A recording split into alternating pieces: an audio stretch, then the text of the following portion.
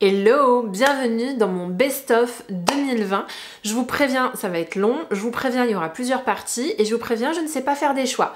Voilà, on va commencer par la beauté conventionnelle, donc tous les produits clean dont je vous ai déjà parlé dans mes vidéos feront l'objet d'une autre vidéo, donc ne vous inquiétez pas. Là on va parler du best-of maquillage dans la conventionnelle beauty, il y a des pépites les filles, des produits dont je ne reviens toujours pas. Alors on va commencer par les primers, un primer que j'utilise depuis assez récemment, même si ça fait longtemps que j'ai dans ma collection, c'est le primer de chez Glossier qui s'appelle le Future Dew Sérum Huile Hybride. C'est un sérum qui est assez particulier, il est un peu gras, il va vraiment du coup vous donner cet effet glass skin et je pense que les filles qui ont la peau grasse, c'est un sérum qui va pas du tout vous convenir. Moi c'est juste parfait pour moi, surtout que en hiver j'ai tendance à mettre des fonds de teint qui sont un peu plus couvrants et l'idée de mettre un sérum huile juste en dessous permet de délier et d'éviter le côté poudré, le côté mat, le côté texturé que peut avoir un fond de teint couvrant. Voilà, j'ai de plus en plus de mal à mettre des fonds de teint couvrants parce que je trouve que l'effet matière se voit sur ma peau qui est fine et du coup ça a tendance à faire craquer la peau, à marquer les ridules de déshydratation. Donc ça on est sur un primer qui va justement calmer ça en rajoutant un petit peu d'émollient de l'huile et du coup va donner un petit effet glass skin. Mais en réalité, le primer que j'ai juste adoré utiliser, que j'ai utilisé religieusement, c'est vraiment le Smashbox Photo Finish Primerizer. Pourquoi? Parce qu'en fait c'est un primer qui est à base d'acide hyaluronique, qui est à base de niacinamide également. Donc l'acide hyaluronique c'est pour hydrater la peau, le niacinamide c'est pour calmer...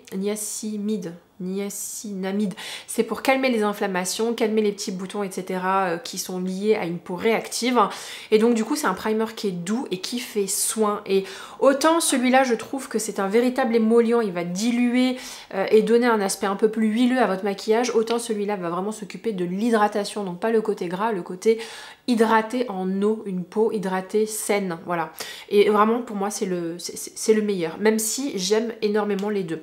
J'ai pas de troisième, parce que en fait pour chaque catégorie j'essaie de vous en présenter trois, j'ai dit bien j'essaye. J'en ai pas de troisième à vous présenter, j'ai pas été éblouie, alors il y a peut-être dans l'une des vidéos qui sera consacrée aux produits pas chers, j'ai un primer quand même à vous présenter qui est vachement bien, mais je vais pas en parler là tout de suite. Dans la catégorie fond de teint, pareil, j'en ai pas trois à vous présenter, même si j'ai vachement hésité. J'en ai plutôt deux parce qu'en fait, le troisième est un vrai fond de teint que j'utilise assez peu pour la vie de tous les jours, alors que les deux que je vais vous présenter sont ceux que j'utilise bien volontiers le matin avant d'aller au travail. Alors, en seconde place, il s'agit du Make Up Forever le Reboot. Pourquoi? Parce que c'est un fond de teint qui est un peu couvrant, qui illumine, lisse, raffermit, hydrate, unifie, il fait soin. Et vous savez que je suis totalement fan des fonds de teint qui sont soins. Je trouve hyper agréable à porter. Il n'a pas beaucoup de couvrance. Vous avez été nombreuses à le comparer par rapport à un fond de teint clean de la Clean Beauty que j'utilise beaucoup en ce moment. Je le trouve un peu moins bien que ce fond de teint de la Clean Beauty. Néanmoins pour moi il reste un des fonds de teint phares de l'année 2020. Surtout quand on a une peau déshydratée, quand on a envie de redonner un peu de peps à sa peau, de redonner un petit peu de corps, de côté un peu jeune quoi. Voilà, moi je cherche des produits qui me redonnent une seconde jeunesse. Le produit qui pour moi redonne une seconde jeunesse sans sourciller, c'est vraiment le fond de teint de chez Clinique. Alors lui, c'est pas un fond de teint d'ailleurs, c'est une crème hydratante. SPF 25, c'est un hydratant voile teinté et ça fait partie de la gamme Moisture Surge, donc la gamme qui hydrate à fond. Quand j'applique ce petit bébé, j'ai du glow de malade, j'ai un teint rebondi, j'ai un teint rajeuni, j'adore ce produit-là. Alors vraiment une grosse découverte de cet été. La texture est hyper agréable à utiliser, elle est, je sais pas comment vous expliquer, c'est une texture hyper gourmande, voilà, c'est pas gel, c'est pas crème non plus, c'est assez inédit, gros coup de cœur pour ce produit là qui pour moi est parfait pour aller travailler le matin ou pour les jours où on n'a pas envie de trop se maquiller mais on a envie quand même d'avoir une bonne mine. J'ai l'impression qu'il a un petit effet sur la peau, un petit effet hyper, rajeunissant, voilà, un effet défatigant, un effet rafraîchissant. J'adore ce produit. Mais on va pas se mentir, en première position, je vous ai dit que j'avais que deux fonds de teint. Oui, j'ai que deux fonds de teint parce qu'en première position, je ne vais pas mettre un fond de teint, je vais mettre un anti-cerne que je vous mets chaque année, qui est l'anti-cerne Stretch Concealer de chez Glossier. Voilà, c'est pas un fond de teint, mais je l'utilise comme fond de teint, je l'utilise énormément. Je trouve que ce produit est une bombe atomique pour le teint. Alors, pas pour les cernes, pour le teint. Je prends juste un petit pinceau, comment dire, un petit pinceau comme celui-là et j'en mets vraiment sur les zones où j'en ai besoin. Faites attention, il est extrêmement gras et vraiment pour le coup il a presque la même texture que celui de Clinique. Vraiment on va l'appliquer localement et les jours où on a envie d'être hyper naturel, ce produit là fait un teint absolument merveilleux. Petit bémol, il a tendance à filer dans les plis parce qu'il est très très gras, donc il faut le poudrer. C'est la première fois que je suis obligée de poudrer un produit, mais je l'ai tellement aimé que je l'ai racheté, voilà, et je l'adore. Alors, je vais pas vous donner cette teinte là parce qu'elle n'existe plus. J'ai racheté 2 nouvelles teintes chez Glossier. Je vous donnerai les teintes exactes, parce qu'ils sont pas devant moi là, mais vraiment celui-là, c'est mon coup de cœur, le premier dans ma top liste. Mais vraiment, hein, j'adore, même si j'adore les 2 autres vrais fonds de teint que je viens de vous présenter. En anti-cerne, j'en ai 3. Il va falloir que je trouve un ordre. On va commencer par le 3e, même si j'aurais pu le mettre en 2e. C'est ces petits bébés de chez NARS, les Soft Matte Complete Concealer. On est sur des petits pots d'anti-cerne que j'utilise énormément. Parfois même, je les utilise en tant que fond de teint sur les zones qui sont un peu compliquées. Et en fait, on est sur un anti-cerne qui est extrêmement cireux, qui est couvrant, qui est constructible. Donc, vous pouvez modifier la couvrance à votre volonté. Vous pouvez l'étaler sur la peau, ça se finit, ça se fond dans la peau. Si vous voulez un effet plus couvrant, ça va moins se fondre, mais ça reste quand même un anti-cerne assez naturel. Il faut quand même avoir le contour des yeux bien hydraté parce qu'il est mat.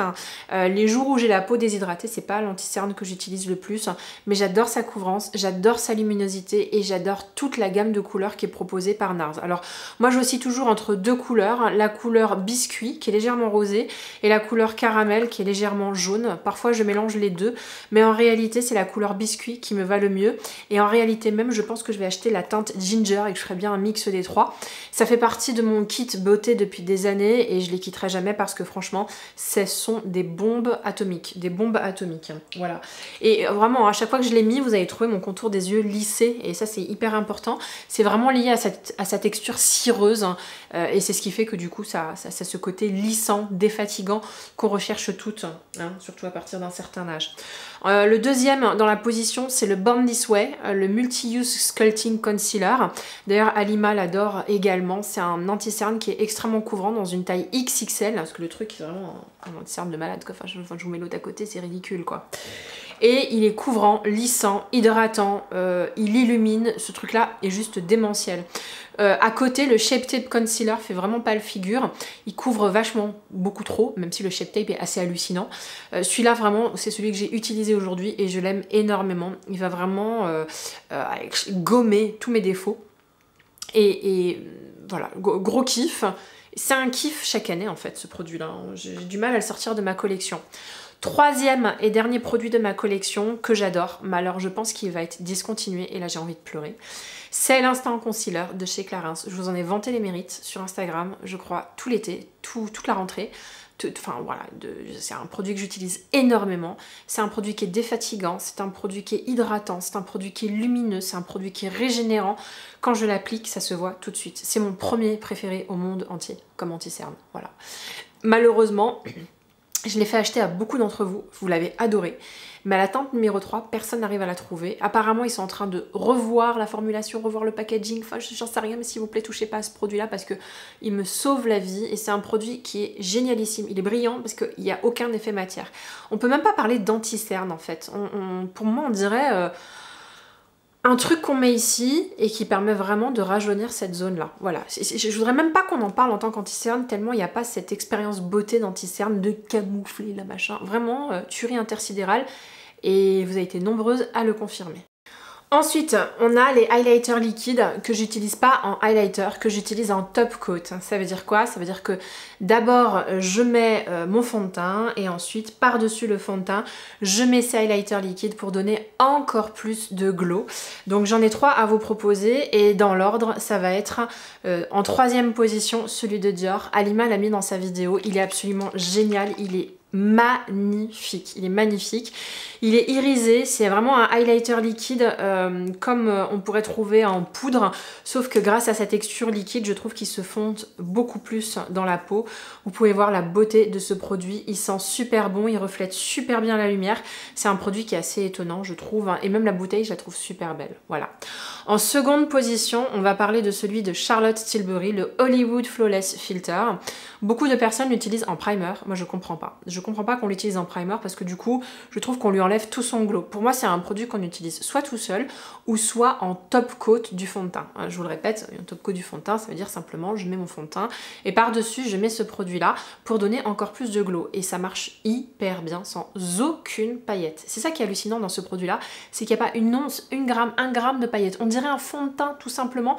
Donc je comprends pas comment ça marche, mais c'est ce qui va donner ce côté jeune à la peau, ce côté bombé, ce côté plumpy à utiliser par-dessus le fond de teint. Moi, je comprends pas, je vois toutes ces nanas dire « Ah, regardez tout le glow », alors qu'elles l'ont mis en dessous, il n'y a plus de glow. C'est ton fond de teint et c'est ton highlighter qui te donne du glow. Qu'est-ce que tu racontes? Bref. Et troisième produit que j'adore, alors du coup, des trois, c'est celui que je préfère, c'est celui de Becca, j'espère qu'il existe encore. Il s'agit du Becca Shimmering Skin Perfector, scintillant embellisseur. Donc c'est comme si on avait mixé ces deux-là. C'est-à-dire, il y a un effet plumpy et un effet lumineux avec des particules irisées, métallisées qui vont donner encore plus de glow. Canonissime ce produit-là, canonissime. Moi j'ai la couleur opale qui est la couleur juste parfaite. Pour moi c'est vraiment l'effet glass skin que les Asiatiques recherchent. C'est là-dedans qu'il faut le chercher, vraiment là-dedans. Voilà. Parlons mascara, ça a été très compliqué de choisir un mascara. Du coup j'en ai 4 à vous proposer, mais 2 dans chaque catégorie, parce que pour moi il y a 2 catégories de mascara. Il y a la catégorie des mascaras qu'on utilise parce qu'on veut un regard dramatique, un regard hyper black, charbonneux, rock'n'roll, un regard avec beaucoup de volume, voilà, très intense. Et puis il y a les mascaras qu'on va utiliser les jours où on n'est pas trop maquillé, on n'a pas besoin autant d'intensité, sinon ça va faire un peu lâche les cils collés. On a envie de mascaras plus naturels qui vont déployer le regard et lui donner quand même un cadre, histoire que le contour de l'œil soit bien délimité, soit bien black quand même, parce qu'on a envie quand même d'avoir de l'intensité dans le regard. Bref. Et ça a été trop difficile à dire, mais c'est pas grave. Donc dans la catégorie mascara rock'n'roll, on va parler tout d'abord du Lash Brag de chez Anastasia Beverly Hills. Quand je l'ai mis, j'ai été scotchée, je l'ai juste mais adoré ce mascara, je l'ai trouvé sublime, sublime. Alors vraiment, il déploie le cil, hein, il met du volume, il est black, il est intense, il a ce côté dramatique qui fait que les cils sont légèrement collés. Il est très noir et du coup pour moi c'est le mascara idéal à utiliser quand on veut un regard rock'n'roll ou charbonneux. Il a potentiellement détrôné le Velvet Noir, mais ça fait longtemps que j'ai pas utilisé le Velvet Noir, donc je pense que je vais le racheter. Le Velvet Noir étant celui de Marc Jacobs et de mon favori de tous les temps, mais alors vraiment je pense que je suis pas... voilà, je l'ai pas utilisé depuis longtemps. Faudrait vraiment que je compare les deux. Mais on est à peu près sur la même veine. Mais ce mascara là est juste exceptionnel, il ne peut pas ne pas vous plaire. Et puis dans la catégorie du dessus, bizarrement, c'est le Pat McGrath Labs, le Fetish Eye Mascara. J'ai pas testé le nouveau, mais il faut absolument que je le teste, je l'ai à la maison. En fait, c'est un mascara qui va faire la même chose, mais en moins intense. Alors vous vous dites, mais pourquoi tu l'as mis en premier? Bah, c'est très simple. En fait, je trouve que l'effet de ce mascara est un peu plus sophistiqué. Il est moins intense parce que celui-là, le Anastasia Beverly Hills, il va vraiment coller les cils. Et forcément, c'est vachement plus évident, parce que les cils ils sont collés à la base, ça va donner plus d'intensité, plus de black, plus de drama, quoi. Là, on est sur un effet vachement plus sophistiqué, où on a l'impression qu'il y a vraiment un cil à cil, et que, je sais pas, les Américaines disent fanerie, c'est-à-dire fourrure, mais il y a un effet vraiment, un bel effet fossile, c'est déployé de façon uniforme, et donc du coup je le trouve peut-être moins intense, moins dramatique, mais plus luxueux en fait. Voilà, je sais pas comment vous expliquer. Bon, franchement entre les deux mon cœur balance. J'ai vachement hésité à vous dire mais comment je vais expliquer la différence entre ces deux mascaras. Il y en a un qui est un tout petit peu moins intense, mais dont l'effet est plus sophistiqué et plus, pas naturel, mais... on a vraiment l'impression que vous avez mis des fossiles. Là, on a l'impression que vous avez vraiment mis beaucoup de mascara. Voilà. Ok. Et dans la catégorie, je suis pas trop maquillée, j'ai juste envie de beaucoup d'intensité, mais d'avoir un beau regard. Alors moi, c'est ce que j'appelle les mascaras un peu délicats.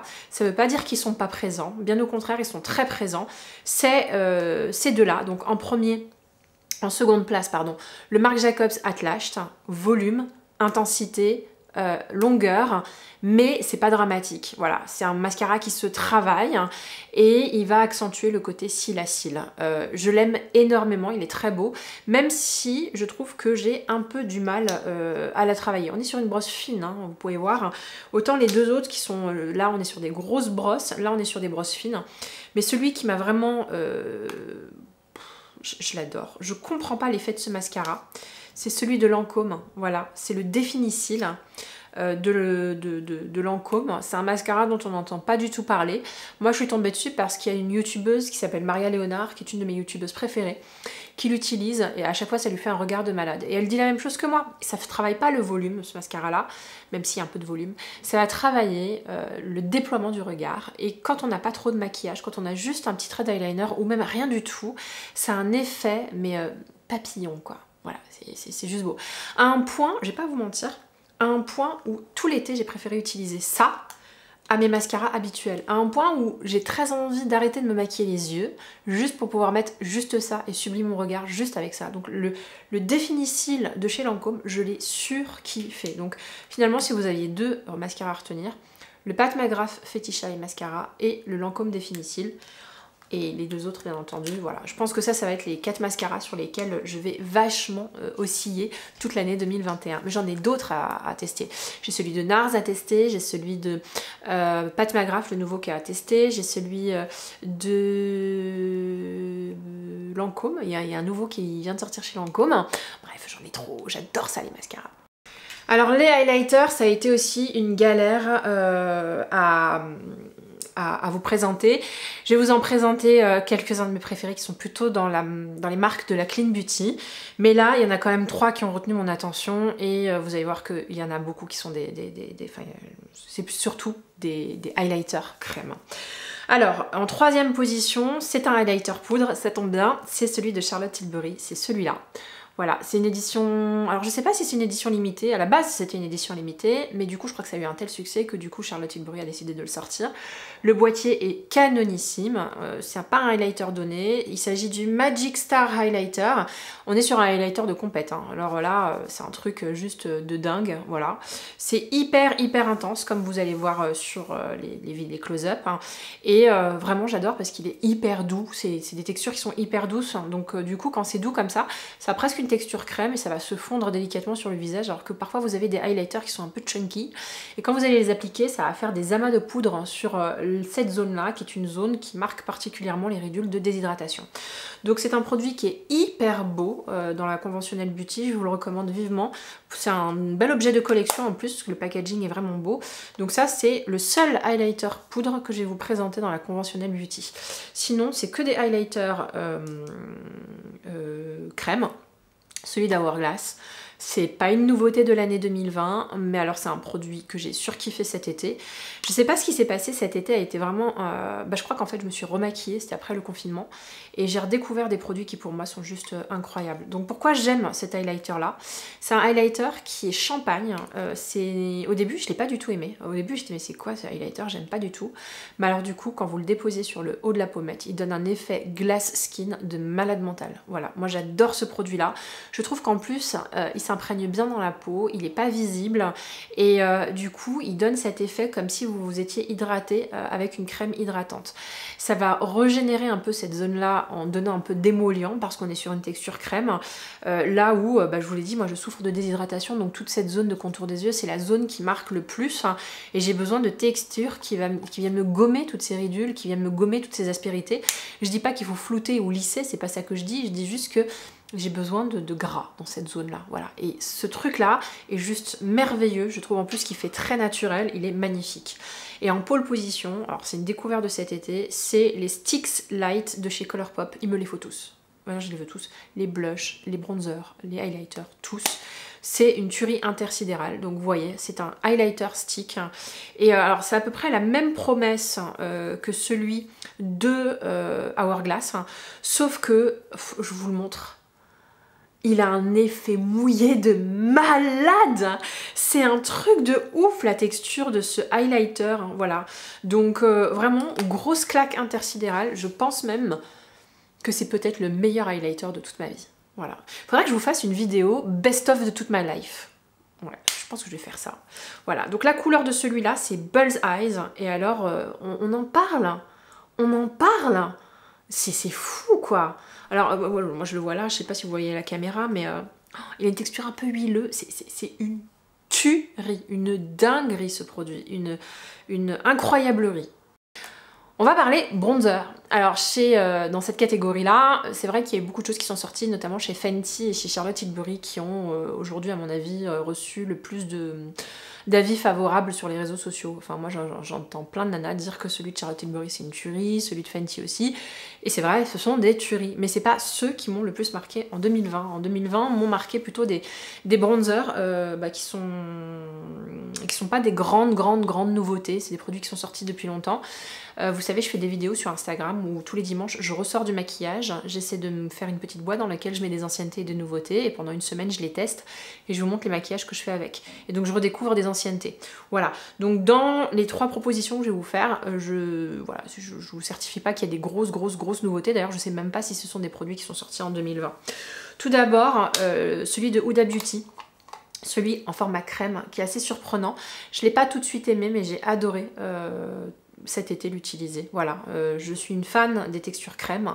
Vraiment, pour moi, c'est ce qui fait le plus beau sur une peau, notamment une peau d'un certain âge comme le mien. J'ai eu 40 ans en 2020, je vais avoir 41 ans, et à cet âge-là, la peau change, malheureusement ou heureusement, j'en sais rien, mais en tout cas, ça change, et elle a besoin de textures plutôt émollientes, de textures qui vont la rajeunir, et les textures qui vont la rajeunir, c'est pas des textures mates, c'est pas des textures poudre, c'est plutôt des textures crème. Donc c'est pour ça que j'adore ce produit-là, c'est parce que en fait, ça va vous donner vraiment une bonne mine, sans rajouter l'effet matière qu'il y a derrière la poudre et qui va justement accentuer toutes les ridules de déshydratation et le côté un peu flétri que peut avoir la peau à partir d'un certain âge. Voilà, je ne me cache pas, j'ai la peau qui vieillit comme tout le monde, mais voilà, je suis au courant de ça et donc du coup je m'adapte et j'adapte mes produits par rapport à tout ça. Deuxième sur le podium, on va dire que c'est celui-là de chez CoverFX que j'ai juste adoré. Alors vraiment le boîtier est absolument génial, on dirait les MAC des années 2000. Bon, c'est un boîtier qui est salissant, mais voilà, ce sont des duos comme ça. On a d'un côté un bronzer très lumineux et de l'autre côté un bronzer mat. Moi je mélange toujours les deux et j'adore la couleur de celui-là, le Suntan Bronze. Il est un poil foncé, mais cet été il a été absolument magnifique. Et on est sur vraiment des choses qui sont hyper douces au toucher. Vraiment, c'est assez impressionnant. Il se déploie assez facilement sur la peau de façon homogène. Ça fait un halo, ça fait pas la barre de bronzer comme on peut retrouver chez beaucoup de nanas quand elles se maquillent. Ça fait la barre de surligneur. Voilà. Moi, c'est pas ce que je veux. Moi, je veux un effet diffus, un effet naturel. Ce produit-là est de toute beauté. Mais sur la première place du podium est arrivé ce produit-là de chez Jouer. Voilà, c'est un duo qui est absolument incroyable avec 2 bronzers, un pour l'été, un pour l'hiver. Moi je mélange toujours les deux et on est sur des bronzers qui sont irisés. Alors moi je pense que je suis faite pour les bronzers irisés, pas trop pour les bronzers mat, même si vous allez voir dans la vidéo Best of Clean Beauty, j'ai des bronzers mat qui sont de toute beauté, mais ma préférence va quand même pour les bronzers irisés. Pourquoi? Parce que ça va redonner du plump, ça va attirer la lumière et là où avec l'âge j'ai tendance à me déshydrater, à me dessécher et donc à retenir la lumière et avoir un effet terne, ça va donner de l'éclat et du rebondi. Voilà, donc c'est tout à fait ce que je recherche. Petit bémol, c'est que c'est extrêmement poudreux, donc il faut faire attention et donc du coup on a tendance à en mettre un poil un peu trop. Mais alors j'adore la texture. Et pareil, hein, ça se diffuse, mais comme de la crème, quoi. C'est juste hallucinant, il y a un effet hyper crémeux dans ces produits que je ne m'explique pas et ce qui fait que du coup ça se diffuse super bien sur la peau. Moi je les adore. Bon là j'en ai mélangé 2, mais voilà, c'était mon trio de bronzer préféré. En fard à joues, pareil, pas d'énormes découvertes cette année, si ce n'est dans les textures crème que je vais pas vous présenter tout de suite. Alors là pour les textures crème, je n'arrive pas à faire mon choix.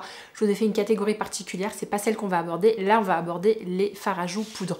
Pourquoi faire la différence? Parce que pour moi c'est pas du tout la même chose. Encore une fois, quand on utilise des fards à joues poudre, le rendu est pas du tout le même. Donc pour moi c'est 2 catégories différentes, comme si c'était 2 maquillages différents. Je sais, la nana elle a trouvé la bonne excuse pour vous présenter plein de fards à joues.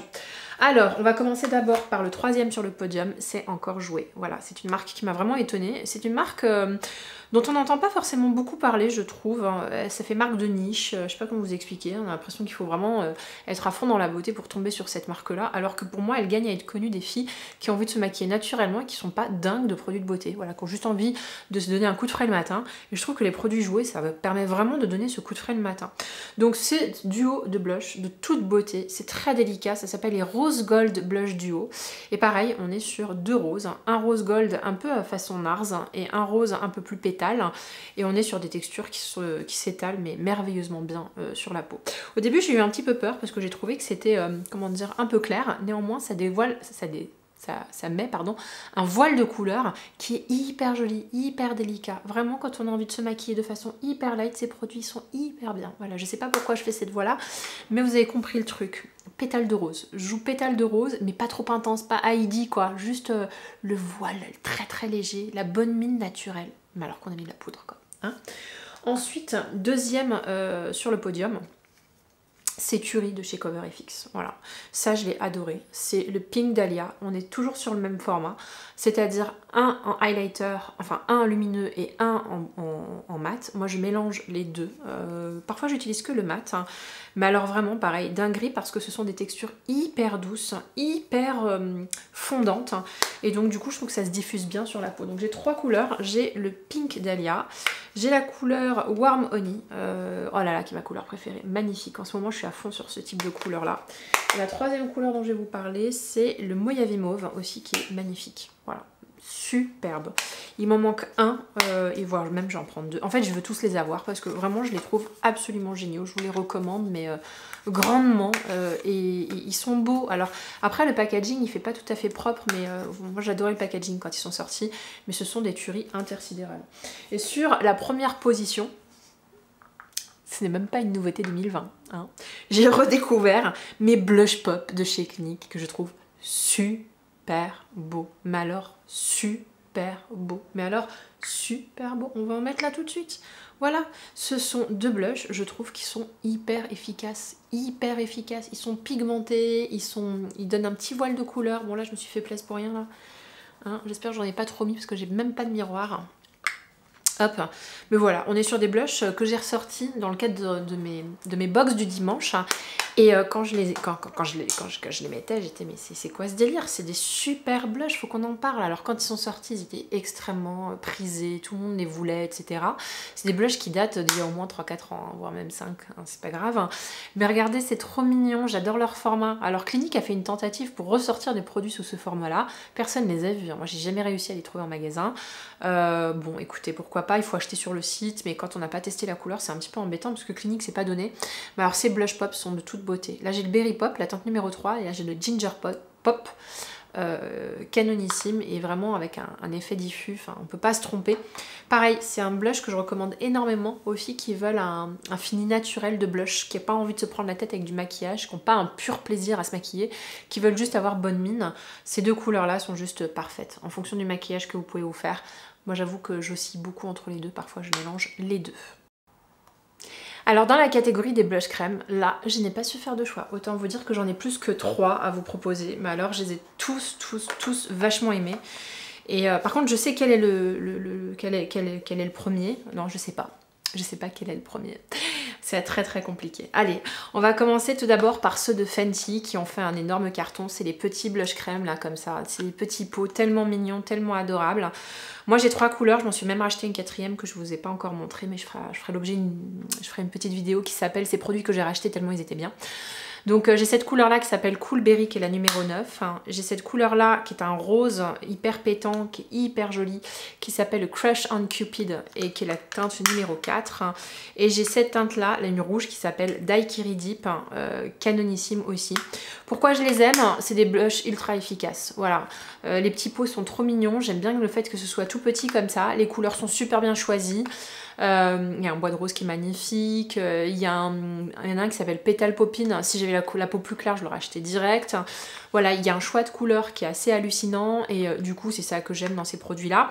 On est sur un aspect qui est pas du tout mat. Là pour le coup on est sur un aspect qui est même plutôt gras, mais ça reste quand même assez intense comme vous pouvez le voir. Là j'ai pris la teinte orangée, j'adore le orange, et ce que j'adore c'est qu'il se diffuse super bien sur la peau.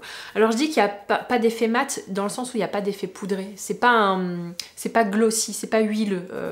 Je viens de m'en rendre compte, je sais pas pourquoi dans ma tête ils étaient plus glossy que ça, mais en fait pas du tout. Ensuite, deuxième coup de cœur, assez récent d'ailleurs. Pendant le Black Friday, je me suis pris ceux-là de chez Patrick Ta. Alors autant les blushs poudre, je les avais pas tant aimés que ça. Autant les blushs crème, c'est vraiment une tuerie absolument géniale. Alors je vous montre. Moi j'ai pris la teinte la plus foncée qui s'appelle Oh She's So Different. J'adore le nom qu'il donne. Et en fait c'est un mélange de crème et de poudre. Il faut d'abord appliquer la poudre et ensuite la crème par-dessus. J'adore le choix des couleurs et j'adore l'effet que ça donne. Ça donne un petit effet bombé. Même si on met de la poudre, le fait de mettre ça par-dessus va donner un effet plus fondu. Et en fait moi c'est un peu ma technique de maquillage depuis longtemps, c'est-à-dire j'adore utiliser des textures crème par-dessus des textures poudre. Donc par exemple je vais mettre un bronzer et ensuite je vais prendre un highlighter liquide avec une éponge et je vais tapoter le highlighter liquide sur le bronzer. Ça permet de faire pénétrer la poudre du bronzer et en même temps de donner un fini, un top coat un peu shiny à votre joue pour qu'elle soit un peu plus bombée. Donc là c'est un petit peu pareil, hein. Le fait que mettre le fard à joues crème en top coat va donner un fini pas plus lumineux, c'est pas vrai, mais plus bombé, plus naturel, plus peau quoi, voilà, alors que la poudre, elle, dans la poudre il y a toujours un effet matière. Donc j'adore cette couleur là et je pense m'en procurer d'autres, je l'espère, si j'ai le budget. En troisième position, alors là on est du moins bien au mieux, hein, mais franchement non, arrêtez, c'est pas possible, c'est pas possible, je saurais pas faire la différence, je sais pas lequel est le mieux, ça dépend des jours, voilà. J'ai ceux-là, ces petites bébêtes de chez Daniel Sandler, les Watercolor Liquid Cheek Color. Donc moi je les avais achetées dans un kit, ce sont des merveilles. Oh, merveilleux, il m'en faut d'autres. J'adore ces produits-là. On est sur des blushs liquides, donc pas crème, blush liquide. Donc faut faire attention, on en met sur le dos de la main comme ça. Le truc est hyper intense. Je vais vous faire le swatch d'une seule couleur qui est juste le rose. Vous allez voir la beauté intersidérale de ce produit-là. Pareil pour le corail, mais alors qui a inventé ça? C'est Daniel Sandler, je te connais pas, mais alors ce truc-là est juste hallucinant. C'est un ovni parce que franchement le packaging est trop mignon. C'est pas facile d'appliquer ça parce que finalement c'est très liquide, donc faut faire attention à pas en mettre partout. Mais alors la beauté de ça sur vos joues, c'est juste incroyable. Voilà, donc ça a été un énorme kiff. Autre énorme kiff, ce sont les Cloud Pen de chez Glossier. Je crois que je vous les avais déjà mis en gros kiff l'année dernière, donc là je le remets, mais particulièrement cette couleur-là, qui est sortie en 2020 et qui s'appelle la couleur Down, qui est un orangé. Et grâce à cette couleur-là, j'ai découvert que sur moi, mettre des teintes orangées, c'était pas si mal que ça. Avant, comment dire, j'évitais totalement cette couleur parce que j'avais l'impression... J'ai pas envie d'être orange quoi, hein, voilà. Alors que cet été j'ai commencé à mettre ça sur un teint hyper naturel et là j'ai juste halluciné parce que ça me faisait un teint tout autre. Voilà, c'était un vrai changement. Moi j'étais partie du principe que seul le rose m'allait bien et en réalité en fait ça me va super bien. Et donc gros kiff pour cette couleur là qui m'a ouvert la porte aux couleurs orange. Et enfin, alors là probablement ça fera partie je pense ces blushs là de mes préférés au monde entier de toute ma life. Ce sont les blushs crème de chez MAC. Les fameux fard à joues Glow Play Blush. Et alors ces trucs là quand je les ai achetés j'y croyais et quand je les ai mis j'y croyais encore plus. Particulièrement cette couleur là qui s'appelle Ground. J'en ai même une quatrième qui est là-bas. Mais alors vraiment cette couleur là elle est juste sublime. Alors je sais pas si vous voyez mais on est sur des fards à joues qui sont pouchy, pouchy, je sais pas comment expliquer ça, c'est tout mou etc. C'est mat mais en même temps il y a du glow. Comment vous expliquer ça? Je ne sais pas, c'est un glow qui est sourd. Voilà. Et à ce titre, ça fait de ça, je pense, un des meilleurs fards à joues crème du marché. Parce que les autres, ils ont cet effet glow qui est lié au côté crémeux. Là, on a un effet glow sourd, mais alors quelle beauté. Comme si on avait mélangé des trucs flouteurs avec du highlighter. Voilà, il y a un côté floutant, effectivement, que j'aime énormément. Donc voilà, j'ai acheté un paquet de couleurs. Là, j'en ai 1, 2... 3, 4 et un cinquième qui est là-bas. Voilà, donc ça, c'était un énorme kiff intersidéral. On continue cette longue vidéo avec les crayons pour les yeux. Deux 2 découvertes et une pas découverte. On va essayer de les faire dans l'ordre. Alors, une découverte, ça a été... Alors du coup, je me pose la question de savoir si je ne l'ai pas présenté l'année dernière. Je me rappelle plus. Vous savez, Fenty a sorti des crayons et franchement, ils sont topissimes. J'en ai qu'un seul, il m'en faut absolument d'autres. Hein. Pourquoi ils sont top? Parce qu'ils sont hyper crémeux. La sélection de couleurs, elle est absolument géniale, comme toujours chez Fenty. Et j'adore le format. Le fait que ce soit un crayon triangle, moi j'ai un enfant qui a quelques petits problèmes pour écrire et on lui donne des crayons comme ça qui sont triangulaires. Je sais pas si vous voyez. Et donc du coup, ça donne une meilleure préhension et c'est plus simple du coup de travailler son contour des yeux. Moi je trouve que c'est une idée de génie de s'être inspiré de tout ça. Donc là j'arrive, si c'est bon, voilà, donc là c'est un crayon comme ça, le packaging est quand même assez monstrueux et on est sur quelque chose d'hyper gras. Alors moi j'ai choisi une couleur un peu violine comme ça, qui est vraiment super belle. Je sais pas si j'arriverai à bien swatcher, si ça marche bien, voilà. Donc c'est une super jolie couleur et encore une fois la sélection de couleurs est complètement dingue. Il me faudrait les noirs, il me faudrait tout quoi, voilà, il me faudrait tout toujours chez Fenty. Mais ça je pense que je vous l'ai déjà présenté maintes et maintes fois, c'est le eyeliner de chez Fenty qui ne me quitte pas, c'est mon eyeliner préféré et en fait pareil je l'aime beaucoup pour cette histoire de préhension, le fait que ce soit triangulaire donne une meilleure capacité de tenir le highlighter et du coup de pas se tromper. Voilà, moi j'ai fait mes plus beaux looks de eyeliner avec ces produits là. Je trouve que le pinceau est super bien imbibé, ça fait plus d'1 an que je l'ai et il est toujours aussi intense. Après c'est pas tout à fait mat comme texture, il a tendance un petit peu à filer dans les plis parce qu'il est assez liquide, mais mis à part ça franchement il est super beau. Et dernière grosse découverte, moi je trouve que ça a révolutionné un petit peu le monde du crayon pour les yeux, c'est Charlotte Tilbury qui a sorti le crayon qui s'appelle Pillow Talk. Pourquoi ça a révolutionné? C'est pas une question de texture, c'est pas une question de crayon, c'est une question de couleur. Elle a inventé ces marrons chauds, voilà, c'est juste une tuerie cette couleur là, j'espère que vous le voyez bien. C'est une couleur qui pour moi a détrôné un petit peu tout ce que j'avais dans ma garde-robe beauté en marron. On est sur un marron chaud, camel, cerise, on sait pas trop. Et voilà, ce crayon là a fait un énorme carton. Il a été très difficile à trouver à un moment donné. Et elle a inventé un look avec. Maintenant de plus en plus, Sophia, sa nièce, elle fait un trait de eyeliner avec ce type de crayon là. Et du coup, on a arrêté le eyeliner noir et on met plutôt des eyeliners marron chaud. Il est très très beau juste pour cette raison, canonissime. Pour les sourcils, j'en ai plusieurs à vous proposer, mais il y a bien 2 catégories. Dans la catégorie mascara à sourcils, il y en a 2 qui ne me quittent jamais. C'est le mascara à sourcils de chez Glossier, qui est mon préféré au monde entier. Celui-là, c'est la transparente, mais moi, celui que je préfère, c'est la version black. Parce que d'un coup d'un seul, vous intensifiez votre sourcil, vous le travaillez, vous le brossez, vous le structurez, et vraiment, c'est mon all-time favorite. J'adore ce produit-là. Et un autre qui me quitte, alors que c'est pas mon préféré, mais qui me quitte jamais non plus, c'est quand j'ai envie d'un transparent, c'est plutôt vers celui d'Anastasia Beverly Hills que je me concentre. La brosse est énorme, du coup ça permet de déposer vraiment beaucoup de matière et ensuite je plaque avec le doigt. C'est ultra efficace. Maintenant, je vais pas vous mentir, qu'il s'agisse du Glossier ou qu'il s'agisse du Anastasia Beverly Hills, aucun des deux ne tient la journée. Même le 24h 7h là de chez Benefit, il tient pas la journée. Au bout d'un moment, mon sourcil revient à son état d'origine. Et donc du coup bah voilà, mon Boy Brow, franchement le Boy Brow en black c'est l'un des meilleurs. Quand j'ai envie de travailler mon sourcil, et là on arrive vers la catégorie des crayons, des produits qui viennent travailler le sourcil, j'arrive toujours à ces 3 là. Alors d'abord celui-là, qui est canon, c'est un classique, c'est le Precisely My Brow de chez Benefit, et c'est un crayon qui est fin, voilà, qui peut dessiner du poil à poil. Un crayon qui est hyper fondu, du coup il se travaille super bien avec de l'autre côté une brosse. Donc ce produit est extrêmement pratique, je l'utilise tous les matins. C'est mon produit quand je ne veux pas me prendre la tête. Quand j'ai envie de me prendre un tout petit peu plus la tête, j'utilise ce produit là de chez Glossier qui s'appelle le Brow Flick, et ça a été une tuerie intersidérale quand elle a sorti, tout le monde a copié. C'est pour dessiner du poil à poil. Alors là du coup c'est un pinceau de eyeliner, donc ça demande une certaine dextérité, ça demande de savoir exactement où est-ce qu'il faut le faire. Autant celui-là était hyper intéressant parce que quand vous appliquiez le poil à poil, ensuite vous preniez votre brosse et vous estompiez, ça faisait un effet fondu, vous voyez pas les poils à poil. Ça, le poil à poil se voit, donc il faut savoir où le placer. Donc on est sur un maquillage un peu plus travaillé quand on a un peu plus de temps et quand on a envie vraiment de marquer autrement son sourcil. Mais j'adore ce produit-là.